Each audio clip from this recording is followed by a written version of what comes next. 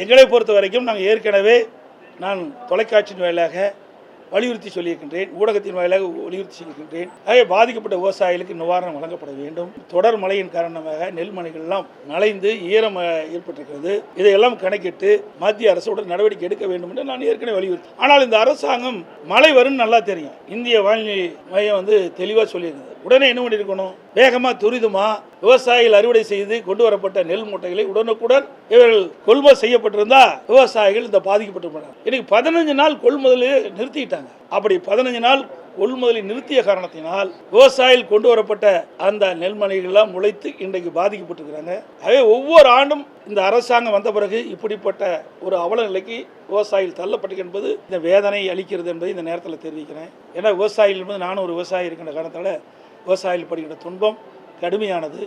விவசாயிகள் உற்பத்தி செய்யப்பட்ட அந்த நெல்லை விற்பனை செஞ்சு தான் அவருடைய வாழ்க்கையை தொடர்ந்து நடத்த முடிய ஒரு சூழ்நிலை இருக்கின்றது. வாழ்வாதாரமே இந்த நெல்லை நம்பித்தான் இருக்கின்றார்கள்.